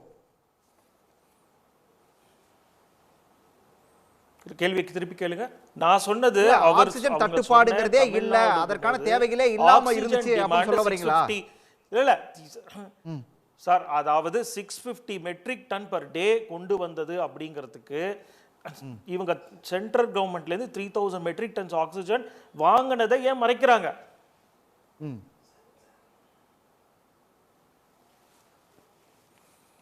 சார், அவர் growth ப்ரீ கோவிட் லெவல்ல இன்னும் வரவே இல்லை. சரி, சார் சொல்றாங்க டாக்ஸஸ் வந்து இப்போ வந்து இன்னைக்கு பார்த்தீங்கன்னா ஹானரபிள் மினிஸ்டர் தங்கம் தென்னரசு சொல்லியிருக்காங்க, எஃப்டிஐ வந்து நாங்கள் 26 மில்லியன் இது வந்து 26.15 பில்லியன் யூஎஸ்டி எஃப்டிஐ கொண்டு வந்திருக்கோம். ஃபர்ஸ்ட் ஆஃப் ஆல் அந்த டேட்டா தப்பு, நான் அடித்து சொல்கிறேன். ரெண்டாவது, இது மாதிரியான எஃப்டிஐ ஒரு 15 மில்லியன் எஃப்டிஐ வந்திருக்குன்னே வச்சுப்போமே, எப்படி 15 மில்லியன் எஃப்டிஐ ஃபாரின் கம்பெனிஸ்க்கு வரும்? சார், ஃபாரின் கம்பெனிஸ் ஒரு இண்டஸ்ட்ரியல் கைடன்ஸ் பீரோட சர்வேவே இருக்குது. உங்களுடைய கோன் கைடன்ஸ் பீரோட சர்வே ஃபர்ஸ்ட் பேராமீட்டர், டாப் 3 பேராமீட்டர்ஸில் ஒன்றாவது பேராமீட்டர் என்ன தெரியுமா? How much tax I am paying. All foreign கண்ட்ரீஸோட கார்பரேட் டாக்ஸ் எஃபெக்டிவ் எடுத்து பாருங்க, இந்தியா இன்னும் கம்மி பண்ணணும். ஸோ இவங்க வந்து மத்திய அரசில் கார்பரேட், சார் ஒன் சைடு நீங்கள் சொல்கிறோம் 26.15 பில்லியன் எஃப்டிஐ அச்சீவ் பண்ணியிருக்கோம் அப்படின்ட்டு, அது ராங் டேட்டா. இருந்தாலும் ஒரு எஃப்டிஐ அச்சீவ் பண்ணதுக்கு முக்கியமான காரணம் கார்பரேட் டாக்ஸ், மத்திய அரசு எடுத்த ஒரு இம்பார்ட்டன்ட். அண்ட் இது வந்து கார்பரேட் டாக்ஸ் ரேட்டுன்றது நான் வந்து இங்கே வந்து ஒரு எக்ஸ்பிளைன் பண்ணுறதுக்கு கடமைப்பட்டிருக்கேன். அதாவது unlike any other entities, corporate டாக்ஸில் வந்து ஒரு 100 ரூபாய்க்கு நான் 20% அப்ராக்சிமேட்லி டாக்ஸ் பே பண்ணால் கூட அதுக்கப்புறமாக அந்த லாபத்தை டிவிடெண்டாக நாங்கள் வந்து ஷேர் ஹோல்டருக்கு கொடுக்குறச்சே அதில் 30% டாக்ஸ் இருக்குது. இது வந்து ஜென்ரலாக 20% தான் கார்பரேட்டுக்கு டாக்ஸு, மற்றவங்களுக்குலாம் 40% டாக்ஸ் அப்படின்றது ஒரு மாயை. அதை ஃபஸ்ட்டு நம்ம கிளாரிஃபிகேஷன் பண்ணணும்.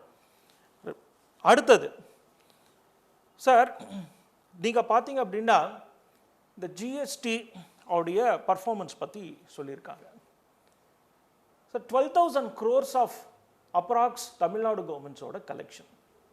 அதில் நீங்கள் பார்த்தீங்க அப்படின்னா why I am asking question, why state to the GSTP collection, state tax to the gross state domestic product ஏன் அப்போ கம்மியாகுது?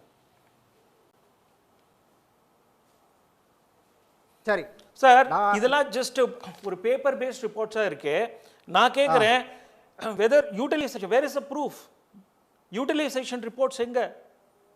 MOU ஓட கன்வர்ஷன் பர்சன்டேஜ் சொல்றாங்க சார் 2020ல MOU ஓட கன்வர்ஷன் 89%. இவங்க இப்போ அக்செப்ட் பண்றதே 77%. அப்ப இவங்களே ஒத்துக்கிறாங்க 89ல இருந்து 77 வந்திருக்குன்றது. சொல்லட்டும், பதில் சொல்லட்டும். கன்வர்ஷன் ரேஷியோ ஆஃப் MOUs ஏன் கம்மியா இருக்கு? சரி சரி, நேரம் குறைவா இருக்கு, அதெல்லாம் கேட்போம். சூர்யா அவர் கேட்கறதுங்கிறது மிக முக்கியமான ஒரு விஷயம். அதாவது வந்து நீங்க வந்து கொடுத்த வாக்குறுதிகளை நிறைவேற்றுறத பத்தியே கேள்வி வச்சா நீங்க பத்தி சொல்றாங்க. பழைய தூக்கி ஏன் ஒன்றிய அரசு மேல போடுறீங்க அப்படிங்கறத அவர் கேட்கறது. அதான் சுத்தி வளைச்சு வராரு. 1820ல ADMK பீரியட்லயே 30 சிப்காட் இருந்தது சார். ரைட், 5 வருஷத்துல கேப்போம் நேரம் குறைவா இருக்கு, கேட்றோம். பாத்தீங்கன்னா சார் சிப்காட் வந்து 2030 தான் வரும்னு இவங்களே சொல்லியிருக்காங்க. நான் இது பேர் அடிக்கிட்டே போகலாம். இவங்க DMK ப்ராமிசஸ் இதுக்கான ஃபேக்ட்ஸ் அண்ட் ப்ரூஃப் டேட்டா சொல்லட்டும் சார். ரைட், கேட்றோம். இல்ல சூர்யா, ஃபேக்ட்ஸ் அண்ட் ப்ரூஃப் பத்திலாம் பேசுறதுக்கு என்ன தகுதி இருக்குன்னு தெரியல. ஏன்னா டேட்டா ஒன்று தப்புன்னாரு. இவ்வளோ நீங்கள் யூனியன் இன்னைக்கு மினிஸ்டர் சொன்ன டேட்டா தப்பு, நான் உறுதியாக சொல்கிறேன் தப்புன்னாரு. உண்மையான டேட்டா சொல்லுங்க. இந்த வெப்சைட்ல இது இருக்கு, இந்த கவர்மெண்டோட ரிப்போர்ட்ல இது இருக்கு, இதுதான் உண்மையான டேட்டான்னு தூக்கி எரிச்சிட்டு போங்க. பட்டய கணக்கர் தானே, அதை விட்டுட்டு மினிஸ்டரோட கரெக்டான டேட்டா சொல்லிட்டு போறதுல என்ன இருக்கு? அப்ப ஆக்சுவல் டேட்டாவை சொல்லணும். அவங்க சொன்னது தப்பு. அதுதான் நீங்க சொல்லுங்க சார். சார் குறுக்க பேச கூடாது ப்ளீஸ். சார் டெப்ட் உனக்கடி 7.5 lakhs crores இல்ல. ஆக்சுவல் டெப்ட் பாத்தீங்கன்னா Tamil Nadu electricity board of balance sheet borrowings 2 லட்சம் கோடி இருக்கு. சரி, சுந்தரராமன் படிச்சவர் மாதிரி நடந்துங்க சார். கொஞ்சம் சுந்தரராமன் அவர் முடிக்கட்டும். சுந்தரராமன் படிச்சவர் மாதிரி நடந்துங்க, சங்கி மாதிரி நடந்துக்காதீங்க ப்ளீஸ். Okay, simple. பேசுங்க பிரதர், பேசுங்க. இல்ல நீங்க டிஸ்டர்ப் பண்ணாதீங்க பேசும்போது. நான் குறுக்கிடல. அவருக்கு பதில் சொன்ன போது கூட நீங்க முடிங்க சொல்றேன்னு சொன்னேன். கொஞ்சம் ஜெனுவினா நடந்துங்க. பொலிட்டி கேட்டதுக்கு தான் பதில் சொன்னோம். பேசுங்க. ஓகே, உங்க டர்ன்ல சொல்லுங்க சார். Okay something. சோ ஒரு டேட்டா தப்பு, மினிஸ்டர் கொடுக்குற ஒரு டேட்டா தப்பு அப்படின்னு சொன்னா இல்ல இதுதான் சரியான டேட்டா அப்படிங்கறத அவர் எடுத்து வைக்கணும். இல்ல அப்படின்னா அவர் பொய் சொல்றாருன்னு அர்த்தம். ஒண்ணு. ரெண்டாவது, டாஸ்மாக் ரெவன்யூ பத்தி போற போக்கில் சொன்னாரு. உத்தரப்பிரதேசம் மாதிரி நாங்க வந்து மதுபானத்துக்கு மாநாடு நடத்தல. 52,000 கோடி வரைக்கும் 14 ஃபோல்டு இன்க்ரீஸ் ஏற்பட்டிருக்கே பிஜேபி ஆளக்கூடிய மாநிலங்கள்ல. அதெல்லாம் யாரும் கேள்வி கேட்கறது இல்லையே. இது ரெண்டு. மூணாவது, ஆக்சிஜன் டிமாண்ட் DRDO டேட்டா சொன்னாரு. நாங்க என்ன சொல்றோம், ஆக்சிஜன் டிமாண்ட் இருக்குன்னா ஜீரோ ஆயிடுச்சுன்னு யாரும் சொல்லல. டிமாண்ட் தேவைக்கும் உள்ள வந்த ஆக்சிஜனுக்கும் போதாம இருந்துச்சு, அதனால மக்கள் செத்தாங்க அப்படிங்கிறது தான் குற்றச்சாட்டு. வெறும் DRDO டேட்டாவை மட்டும் வச்சுக்கிட்டு அது போதும்னா அன்னைக்கு இருந்து இறந்தவங்க எல்லாம் என்ன, அந்த கணக்கு எங்க வர போறது? அப்ப தேவைக்கேற்ப அவங்க ஆக்சிஜன் உற்பத்தியை முன்கூட்டியே ரைஸ் பண்ணல, ஆக்சிஜன் பாரோயிங்க ரைஸ் பண்ணல அப்படின்ட்டு இண்டஸ்ட்ரியல் மினிஸ்டர், இன்னைக்கு ஃபினான்ஸ் மினிஸ்டர் இருக்கக்கூடிய தங்கம் தினரசு அவர்கள் ஒவ்வொரு இண்டஸ்ட்ரிக்கும் போய் அதை கன்வெர்ட் பண்றதுக்கான பாசிபிலிட்டி இருக்கான்னு தேடி அலைஞ்சது தமிழ்நாடு தெரியும். தமிழ்நாட்டுக்கு நல்லா தெரியும். அந்த அடிப்படையிலே சேர்த்து பார்க்கணும். இன்னொன்னு, அவங்க சொல்றாங்க யூனியன் கவர்மெண்ட் வந்து ஹெல்ப் பண்ணுச்சு ரெவென்யூ குறைச்சதன் மூலமா அப்படின்னுட்டு. நீங்க அது டிவிடெண்ட் மூலமா வந்துரும், அதுக்கு ஒரு டாக்ஸ் இருக்கு அப்படின்னுட்டு. அப்புறம் எதுக்கு சார் டாக்ஸ் கட் பண்ணதுனால 1 லட்சம் கோடி இழப்பு ஏற்படுதுன்னு பாரோயிங் லிமிட்ல அதிகப்படுத்துறீங்க? யூனியன் கவர்மெண்டோட பாரோயிங் லிமிட்டை இண்டிபெண்டா அதிகப்படுத்திக்கிறீங்கல்ல, அது எதுக்கு? வருவாய் இழப்பு ஏற்படுது அப்படிங்கிறதுக்கு தானே. அப்ப அதெல்லாம் வந்துருச்சு அப்படிங்கிறது அடிப்படையில ஒரு தவறான வாதம், பொய்யான வாதம். இன்னொன்னு, யூனியன் கவர்மெண்ட் என்ன ஹெல்ப் பண்ணுது? தமிழ்நாட்டுக்கு வர வேண்டிய செமிகண்டக்டர் இண்டஸ்ட்ரியை பிஜேபி ஆளக்கூடிய மாநிலங்களுக்கு கடத்திட்டு போற வேலையை தான் பண்றாங்க. ஏன்னா செமிகண்டக்டர் இண்டஸ்ட்ரிக்கு மூலதன மானியம் 50% யூனியன் கவர்மெண்ட் கொடுக்கறதுனால. அப்ப மூலதன மானியம் வேணும் அப்படின்னா 1000 கோடிக்கு இன்வெஸ்ட்மெண்ட் பண்ணணும், 500 கோடி நான் கொடுக்கணும்னா நீ குஜராத்துக்கு வா, நீ அசாமுக்கு வா, நீ உத்தரப்பிரதேசத்துக்கு வா, தமிழ்நாட்டில் தோறனா கொடுக்க மாட்டேன், ஓரளவு மிரட்டுறது. அதை முதலமைச்சர் வெளிப்படையாக குற்றம் சாட்டினார். இன்னை வரைக்கும் பதில் சொல்லிருக்கீங்களா? அடுத்தது அந்த இது சொல்றாங்க, இந்த மாதிரி சொல்றாரு. அதுக்கு போன ரவுண்ட்ல சொல்லும்போது கடன் பத்தி சொன்னாங்க. ஒரு பாமர மக்களுக்கே தெரியும், கடனை எப்போதுமே வந்து படிக்காத மக்கள்கிட்டே கேட்டீங்கன்னாலும் ஒரு 1 லட்சம் ரூபாய் சம்பாதிக்கிறவன் வாங்குற 50,000 ரூபாய் கடன் பெருசா, இல்ல 2 லட்சம் ரூபாய் சம்பாதிக்கிறவன் வாங்குற 60,000 ரூபாய் கடன் பெருசான்னா மக்கள் சொல்லுவாங்க குறைவான வருவாய் உள்ளவங்க அதிகமா வாங்குற கடன் தான் பெருசு அப்படின்னுட்டு. அப்ப கடனை எப்போதுமே GDP ரேஷியோவோட தான் பார்க்கணும். அந்த அடிப்படையில் பார்த்தா தமிழ்நாட்டினுடைய கடன் வந்து 25.6 ல இருந்து 26% தான். ஒன்றிய அரசாங்கம், மோடி அரசாங்கம், உலகத்தை மாற்ற வந்த அரசாங்கம், அவங்களுடைய கடன் ஏறக்குறைய 57.1%.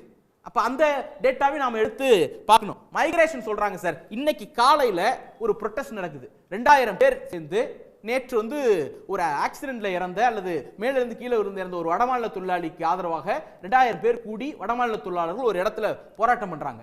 காவல்துறை மீது கல்வீச்சு நடக்குது. எங்க இருந்து வந்தாங்க? தமிழ்நாட்டில இருந்து மைக்ரேட் ஆகி போனவங்களா? இந்தி பேசக்கூடிய மாநிலங்கள்ல இருந்து இங்க மைக்ரேட் ஆகி வராங்க. இங்க இருந்து மைக்ரேஷன் எங்க நடக்குது? ஒயிட் காலர் ஜாப்ல நடக்குது.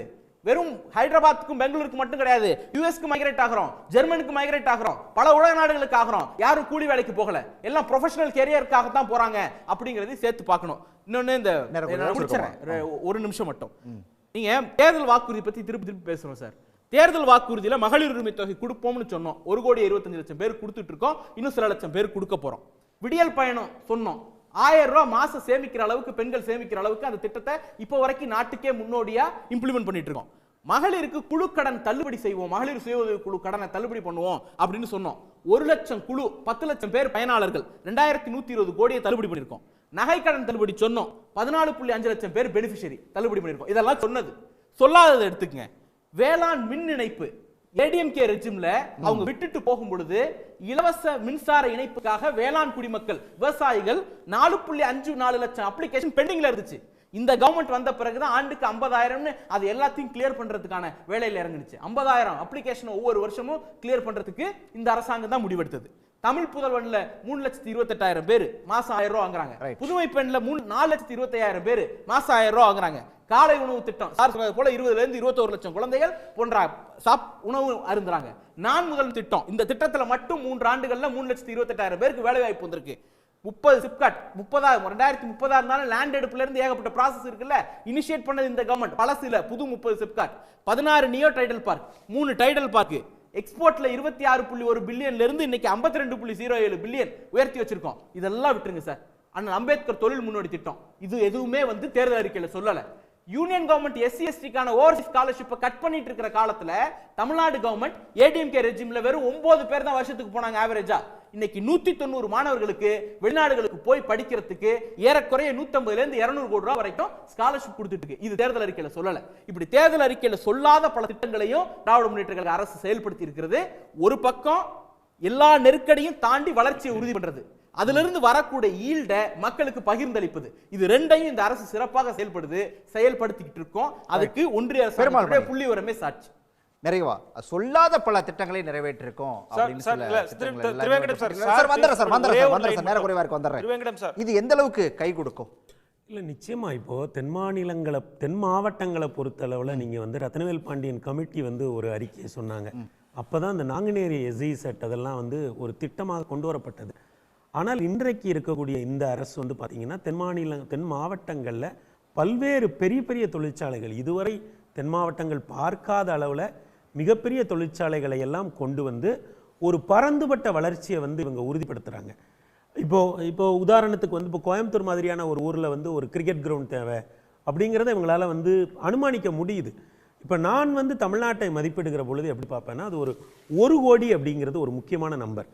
இப்போ உதாரணத்துக்கு மகளிர் உரிமை தொகை ஏறக்குறைய 1.16 கோடி பேருக்கு முதல்ல கொடுத்தாங்க. அதுக்கப்புறம் அதை 1.25 கோடியாக இப்போ மாற்றிருக்காங்க. இப்போ இன்னமும் மக்கள்கிட்ட வந்து அப்ளிகேஷன்ஸை வாங்கி வச்சுருக்காங்க.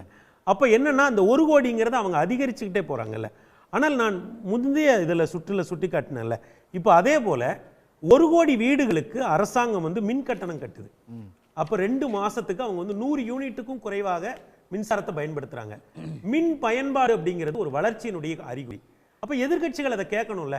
2021 எவ்வளோ வீடுகளுக்கு நீங்கள் மின் கட்டணம் செலுத்துறீங்க, இன்றைக்கு வளர்ச்சி இருக்குன்னா இந்த 5 வருஷத்தில் எவ்வளோ பேர் 100 யூனிட்டுக்கு மேலே பயன்படுத்தி இருக்காங்க, எவ்வளோ வீடுகளில் அந்த வளர்ச்சி தெரியுது.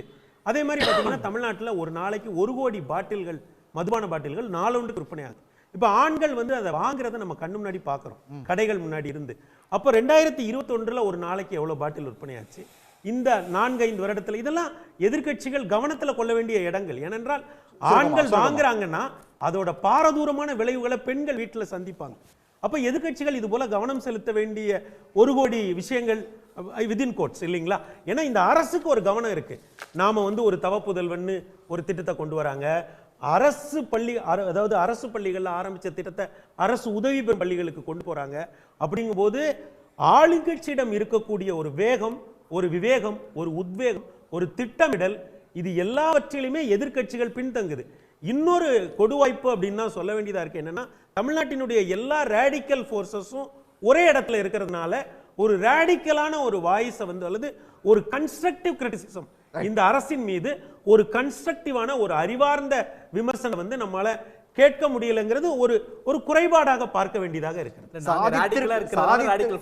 சாதித்திருக்கு அப்படின்னு சொல்லி சொன்னாலுமே என்ன சவால்கள் இருக்கு கார்த்தி சார் நிறைவா? இல்லை, இப்போ எஞ்சி இருக்கக்கூடிய சில திட்டங்கள் வந்து எதிர்க்கட்சிகள் வந்து முன்னிறுத்தக்கூடும். நீங்கள் சொன்னது போல் வந்து இந்த கேஸ் 100 ரூபா மானியம் கொடுக்கறது அப்படின்னு ஒரு சில திட்டங்கள் சொல்லுவாங்க. இந்த மாணவர்களோட கடன் தள்ளுபடி, கல்வி கடன் தள்ளுபடினாங்க. அது ஏற்கனவே வந்து அவங்க கிளாரிஃபை பண்ணிட்டாங்க. நாங்கள் ஒன்றிய அரசில் வெற்றி பெற்று வந்திருந்தால், அங்கே இந்தியா கூட்டணி ஆட்சி அமைந்தால் இந்த தள்ளுபடி பண்ணுவோம். எப்படி 70,000 கோடி வந்து வேளாண் கடனை வந்து யூபிஏ பேரில் தள்ளுபடி பண்ணுமோ அதே போல் தள்ளுபடி பண்ணுவோம் அப்படின்னு சொல்லி தான் வந்து ஏற்கனவே அதுக்கான விளக்கமும் கொடுக்கப்பட்டது. ஒரு மாநில அரசால் வந்து தள்ளுபடி பண்ண முடியாதுன்றது நன்றாக தெரியும். இவர்களுக்கு இருக்கக்கூடிய கூட்டுறவு கடனை தள்ளுபடி பண்ணாங்க, அது நடந்தது. கூட்டுறவில் வைத்திருக்கக்கூடிய நகை கடனை தள்ளுபடி பண்ணாங்க, அது நடந்திருக்கு. அப்போ அது தள்ளுபடி பண்ணப்போ எவ்வளோ குளறுபடிகள் முன்னாடி ஆட்சியில் நடந்ததுலாம் தெரிய வந்தது. சரி, இப்போ நீங்கள் அப்போது இது போன்று சில சாதனைகள் செய்யாமல் இருந்தது, இல்லை சில சிக்கல்கள் சட்ட ஒழுங்கு குறித்து வைக்கக்கூடிய விமர்சனம், இல்லை சில பிரச்சனைகள் மட்டுமே வந்து மக்கள்கிட்ட முன்னிறுத்தும் போது அது எடுபடுமே ஒழிய, நீங்கள் வந்து 505ல் 503 பண்ணிட்டீங்க, 472 பண்ணிட்டீங்க அப்படின்னு பேசுவதெல்லாம் மக்கள் பெரிதுபடுத்த மாட்டார்கள். ஏன்னா சாதனைகள்னு அவர்கள் பெனிஃபிட் ஆகிறதுக்கான பலன்களை வந்து அனுபவிக்கக்கூடியவர்களுடைய அந்த அபிமானமும் சரி, அவர்களுடைய நன்மதிப்பும் சரி, பப்ளிக் குட்வில் வந்து அது வாக்குகளில் ரிஃப்ளெக்ட் ஆகிறதுக்கான வாய்ப்புகள் இருக்கு, நாம் மறுக்க முடியாது. அதே சமயம் அவர் ஒரு கேள்வி கேட்டார், எதுக்கெடுத்தாலும் ஒன்றிய அரசோட ஒப்பிடுறீங்களே, ஒன்றிய அரசோட. நான் வந்து கேட்டது மாநில அரசு தானே கேட்டேன். எல்லா அதிகாரத்தையும் நீங்கள் எடுத்துக்கிட்டா அப்புறம் ஒன்றிய அரசோட ஒப்பிடாமல் எப்படி பண்ணுறது? அது மட்டும் இல்லை, இந்தியா ஒன்றியத்துக்குள்ளே தானே தமிழ்நாடு இருக்குது. அப்போ இந்தியாவினுடைய மொத்த வளர்ச்சி எவ்வளோ இருக்குது? இப்போ 7.8% இந்தியாவினுடைய ஜிடிபி growth வந்து எக்கனாமிக் growth இருக்குதுன்னு சொல்லி பெருமை பேசிக்கொள்றாருல ஜிடிபி. இப்போது மோடி அவர்கள் பேசிகிட்டு இருக்கார் இல்லையா, ஆர்பிஐ சொன்னதே 6.5 தான், 1.3 எக்ஸ்ட்ரா வந்து சொல்கிறீங்க இல்லையா, அதுவே கேள்விக்குரியது. அது வந்து எப்படி அந்த நம்பர் அரைவ் பண்ணாங்கன்னு சொல்லிட்டு எல்லா அனாலிஸ்டும் கேட்டுக்கிட்டு இருக்காங்க. அப்போ அந்த நம்பர் 7.8%ல் இந்தியாவினுடைய மொத்த உள்நாட்டு உற்பத்தியில் 2வது இடத்துல இருக்கக்கூடியது யார்? தமிழ்நாடு தானே. அது இல்லாமல் வந்துருமா அந்த 7.8% நீங்கள் சொல்லக்கூடிய நம்பரு? அப்போது நீங்கள் வந்து மென்பொருள் உற்பத்தியில் வந்து 43% வந்து இந்தியாவினுடைய மொத்த ஏற்றுமதியில் தமிழ்நாடு. இந்தியாவில் இருக்கக்கூடிய மொத்த லெதர் கூட்ஸோட எக்ஸ்போர்ட்டில் வந்து 38% தமிழ்நாடு. அதே போல் சாஃப்ட்வேரில் பார்த்தீங்கன்னாலும் வந்து 41% வந்து தமிழ்நாடு. அப்போ இத்தனையும் பண்ணக்கூடிய ஸ்டேட்லேருந்து நீங்கள் வந்து மொத்த இந்தியாவினுடைய ஃபிகர் எடுத்து தான் ஒப்பிடணும். ஐடியலி பார்த்தீங்கன்னா தமிழ்நாட்டுடைய ஃபிகர்ஸ், க்ரோத் ஃபிகர்ஸ் இல்லை சோஷியல் இண்டைசஸ் எல்லாம் நீங்கள் வந்து ஸ்காண்டினேவியன் கண்ட்ரியோ இல்லை யூரோப்பிய நாடுகளோட வந்து தான் ஒப்பிடணும். ஆனால் நீங்கள் நாட்டோட மொத்த இதை வச்சு தானே கணக்கீடு செய்ய முடியும். நீங்கள் எல்லா வரி விதிக்கும் அதிகாரத்தை வந்து பணத்தை எல்லாத்தையும் அங்கே எடுத்துகிட்டு போயிட்டா அப்போ அதிலிருந்து கிடைக்கக்கூடியது அந்த கன்ஸ்ட்ரெயின்ஸ்குள்ளே இத்தனை சிக்கல்களுக்குள்ளே ஒரு மாநிலம் எப்படி செயல்படுகிறன்றது தானே சொல்ல முடியும். அதனால தானே நான் தமிழ்நாடு அரசு சொல்லலையா 11.19%, ஒன்றிய அரசுடைய புள்ளியியல் துறை சொன்னதை வச்சு தானே சொல்கிறாங்க 11.19%. அப்போ அவர் ஒரு விஷயம் சொன்னார், கார்பரேட்டுக்கு வந்து இருக்கிறதுலே டாக்ஸ் வந்து கம்மின்னு சொல்லி சொல்கிறாங்க, அவங்களுக்கு இன்னும் கொடுக்கணுன்ற ஒரு ஆதங்கத்தை தான் வெளிப்படுத்துறாரு. அவங்க கூடுதலாக கடைசியில் 30% அப்புறம் கட்டுறாங்க அப்படின்னு சொல்லி சொன்னார். நான் கூட தான் கட்டுறேன், 30% டாக்ஸ் கட்டுறேன். நான் வாங்குற ஒரு 5 ரூபா பிஸ்கட் பேக்கெட்லேருந்து நான் போடுற பெட்ரோல்லேருந்து எல்லாத்துக்கும் டாக்ஸ் தானே கட்டுறேன். அப்போ அதை எடுத்து சொல்லலாமா? ஒவ்வொரு மக்களும் கேட்கலாம்ல, நாங்களும் டாக்ஸ் கட்டுறோம், கூடுதலாக ஒவ்வொரு பொருள் வாங்கும்போது டாக்ஸ் கட்டிட்டு தான் இருக்காங்க அப்படி எல்லாரும் கேட்பாங்க. இது சரியான வாதம் கிடையாது. அப்போ நீங்கள் நம்ம சொல்லக்கூடியது இவ்வளவு கொடுத்தீங்க இல்லையா, கார்பரேட் டாக்ஸை வந்து தொடர்ந்து குறைத்துட்டு சர்வதேச அளவில் உலகளாவிய அளவில் பார்த்தீங்கன்னா இப்போ மிக குறைவாக இருக்கக்கூடிய இந்தியாவில் தானே எவ்வளோ வந்து உங்களுக்கு இன்வெஸ்ட்மெண்ட் வருது, FDI எவ்வளோ வருது இந்தியாவுக்கு? ஏன் வந்து அவ்வளோ முதலீடுகள் வருவதில்லை, குறைந்து கொண்டே போயிட்டு இருக்கு? ஏன் வந்து உங்கள் ஸ்டாக் மார்க்கெட்லேருந்து எல்லாமே பிளஞ்ச் ஆகிட்டு இருக்கு? அப்போ அந்த கேள்விகளுக்கு பதில் சொல்லுமா ஒன்றிய நிதியமைச்சகமோ இல்லை பாஜக பதில் சொல்லுமா? அதுக்கு பதில் சொல்கிறது இல்லை. அப்போ கேள்வி கேட்டால் மட்டும் நீங்கள் கன்வீனியன்ட்டாக என்ன சொல்லிக்கிறீங்கன்னா கார்பரேட்டுகளை, அப்போ கார்பரேட்டுகளுடைய நலனை பார்த்து ப்ரொடெக்ட் பண்ணணும்னு நினைக்கக்கூடியதா பாஜகவுடைய நோக்கமா? அப்போ வெகுஜன மக்களுக்கு வந்து உண்மையிலேயே வந்து வரிவிலிக்கு கிடைக்கணும், அவர்களுக்கு பெனிஃபிட் வரணும். 1000 ரூபா வந்து சாதாரண மக்களுக்கு கொடுத்தா, மாதம் வந்து கஷ்டப்படுற பெண்களுக்கு கொடுத்தா, இல்லை பஸ்ஸில் வந்து ஃப்ரீயாக போகணுன்னு கொடுத்தா வலிக்குது. ஆனால் கார்பரேட்டுகளுக்கு இன்னும் டாக்ஸ் குறைக்கலாம் இல்லை, FDI நிறையா வரும்ல, அவங்களும் டாக்ஸ் கட்டுறாங்களான்னு பேசுவதற்கு இல்லையா? அப்போ இந்த இவர்களுடைய நோக்கம் என்பது பணக்காரர்களை பாதுகாக்க வேண்டியது, அப்படி அதுதான் அவர்களுடைய நோக்கம். பணக்காரர்களுக்கு இன்னும் சலுகைகள் கொடுக்கணும், கஷ்டப்படுறவங்களுக்கு காசு 1000 ரூபாய் கொடுக்கக்கூடாதுன்ற நினைப்பவர்களாகத்தான் இவர்கள் இருக்கிறார்கள். நன்றி. விவாதத்தில் பங்கேற்ற அனைவருக்கும் நன்றி. மீண்டும் ஒரு நிகழ்ச்சியில் சந்திக்கலாம் நேயர்களே. நன்றி, வணக்கம்.